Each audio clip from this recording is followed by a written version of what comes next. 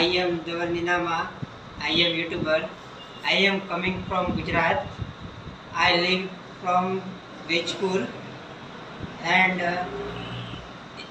हिंदी में कहता हूँ, एक वीडियो बनाता हूँ जो सरकार के लिए काम आता है, किसी भी व्यक्ति को काम आता है। तो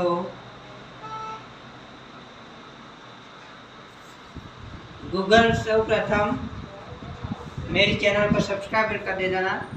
धवल निनामा है मेरे चैनल का नाम। और नाम बदलना, जन्म तारीख बदलना, वो कैसे बदलना उसकी माहिती मैं कंप्यूटर में से देता हूँ। तो उसका सर्वप्रथम पीसी में बताता हूँ। तो सर्वप्रथम गूगल में जाने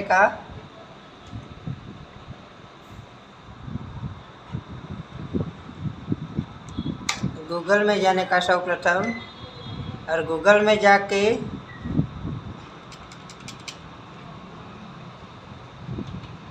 गैजेट आता है, सुधारने के लिए गैजेट फॉर्म आता है। ये देखो गैजेट फॉर्म है। तो इसमें नाम बदलना, सरनेम चेंज करना, बर्थ डेट चेंज करना, वो सभी आता है। अब वो देखो PDF कैसे डाउनलोड होता है, वो डाउनलोड भी हो गया है। तो इसमें एड्रेस है नियामक श्री सरकारी मुद्रण અને લેખન સામગ્રી ગાંધીનગર ગુજરાત સરકાર। નામ અટક બદલવા માટેનો નોટિસ ફોર્મ है। उसमें लेफ्ट साइड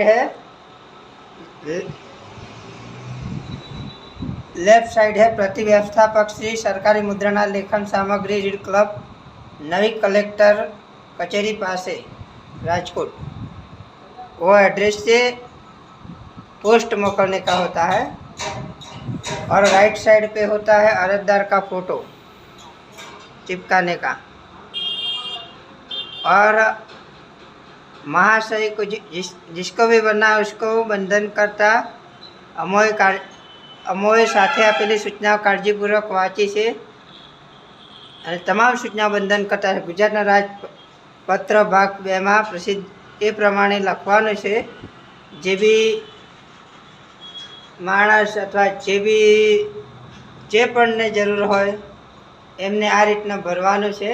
તો જૂનું નામ પહેલાં લખવાનું, જૂનું પૂરેપૂરું નામ, અને બદલવાનું જે બી નામ હોય એ પણ લખવાનું, અને અરજદારનું કાયમી સરનામું, ગામ, શહેર, પિનકોડ, તાલુકો, જિલ્લો, મોબાઈલ નંબર લખવાનો।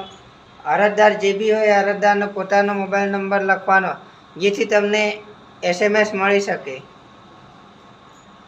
અને તમારે જે બી બદલવું છે એનું કારણ દર્શાવવાનું સૌપ્રથમ તો, શેના કારણે તમારે બદલવું છે। પછી મની ઓર્ડરથી પૈસા મોકલવા છે કે કઈ રીતને, અને આની રજિસ્ટ્રેશન ફી 200 રૂપિયા છે। અને પછી આની સૂચનાઓ છે શું કરવાનું। નામ અટક બદલતી વખતે તાજેતરમાં પડાયેલ ફોટો આ નોટિસ ફોર્મ સાથે સહી કરીને લગાવવાનો રહેશે। જૂનું નામ બદલીને રહેઠાણનું સરનામું, સોગંદનામું, પાન કાર્ડ, એમાં ડોક્યુમેન્ટ, જરૂરી ડોક્યુમેન્ટ છે નામનું જે પૂરા રહેઠાણના ચૂંટણી card, PAN card, Aadhaar card, driving licence, passport, ration card, telephone bill, light bill, ઘરવેરાનો કોઈ બી એક પુરાવો માન્ય રહેશે। અને દસ્તાવેજ પણ સ્વપ્રમાણિત કરી નકલ રજૂ કરવાનું રહેશે। અને ગેજેટમાં પ્રસિદ્ધ નોન જ્યુડિશિયલ સ્ટેમ્પ ઉપર ફર્સ્ટ ક્લાસ એક્ઝિક્યુટિવ મેજિસ્ટ્રેટ અથવા નોટરીના સહી સિક્કાનું હેતુવાળું અસલમાં રજૂ કરવાનું રહેશે। 18 વર્ષ કરતાં નાની ઉંમરના સગીરના કિસ્સામાં જરૂરી સોગંદનામું પિતા માતા વાલીએ કરવાનું રહેશે। સગીર અરજદારના પુરાવા રૂપે જન્મ તારીખનો પુરાવો અરજી સાથે કરવું રજાવાનું રહેશે। 4 નંબર, પુનઃ લગ્નના કિસ્સામાં ધારા સોગંદનામા વિગતવાર ફેરફારને કોર્ટ દ્વારા અપાયેલ લગ્ન વિચ્છેદ, ડાયવોર્સ ડીડ, પુનઃ લગ્નના તેમજ માતા પિતાના સોગંદનામા બાળકોના નામ પાછળ પ્રસિદ્ધ કરવાનું રહેશે। પ્રસિદ્ધ અંગે વ્યક્તિ જવાબદારી રહેશે, જેને કોઈ કાનૂની પીઠબળ મળશે નહીં।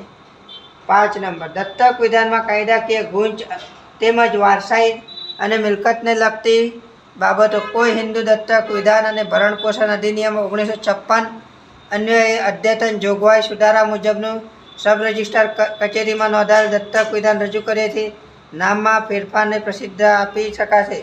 દત્તક પુત્ર પુત્રીની ઉંમર 15 વર્ષથી વધુ હોય તે સમયે નોટિસ ફોર્મ સાથે નામદાર કોર્ટના હુકમના આધારે પ્રસિદ્ધિ આપવામાં રહેશે.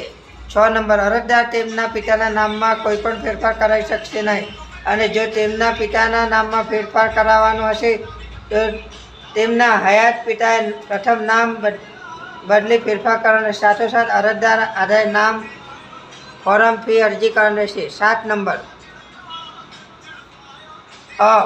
પરણિત સ્ત્રી પિતાનું નામ અટક બદલીને પતિનું ધારણ કરવા ઈચ્છતી હોય તો તેવી સ્ત્રી અરજદાર લગ્ન અંગેની કંકોત્રી લગ્ન પ્રમાણિત સ્વપ્રમાણિત ખરી નકલ કરવાની રહેશે. અથવા તો સ્ત્રી અરજદારના લગ્ન લાંબુ સમયગાળો વીતી ગયેલ લગ્ન કંકોત્રી અપ્રાય હોય તેવા કિસ્સામાં સરકારી રેકોર્ડ કચેરી રેશન કાર્ડ, ચૂંટણી card, PAN card, Aadhaar card સંબંધિત નામનો ઉલ્લેખ દર્શાવેલ કિસ્સામાં પતિ પત્નીના સોગંદનામા, જો પતિ હયાત ન હોય તો મરણનું પ્રમાણપત્ર સરકારી આધારોને ધ્યાનમાં લઈ પ્રસિદ્ધ આપી શકાશે.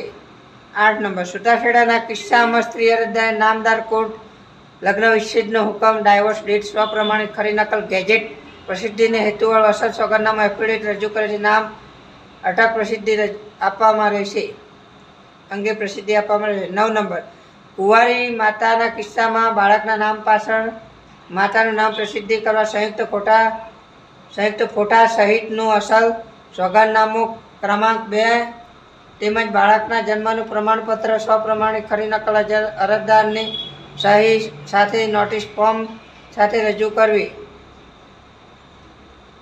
10 નંબર, બાળકના નામ પાછળ માતાનું નામ પ્રસિદ્ધિ કરવા બાબતે નામદાર કોર્ટ હાઈકોર્ટને વિવિધ ચુકાદાને આધીન છૂટાછેડાના કિસ્સામાં બાળકનો કબજો કાયદેસર રીતે માતા પાસે હોય તેવા કિસ્સામાં આધાર રજૂ કર્યાથી તેમજ બાળક અને માતાનું સોગંદનામું એફિડેવિટના આધારે બાળકના નામ પાછળ માતાનું નામ અટકને પ્રસિદ્ધિ આપી શકાશે.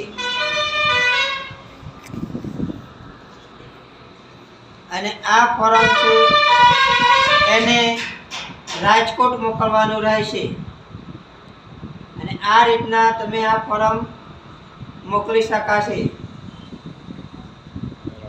અને આનો એડ્રેસ પણ છે. આ એડ્રેસ ઉપર જેને પણ મોકલવો તો આ એડ્રેસ ઉપર મોકલી શકાશે. થેન્ક યુ દોસ્તો, તમે માહિતી સાંભળવા બદલ આપ સભીનો આભાર. આઈ એમ ધવલ નીનામા. જય ભારત.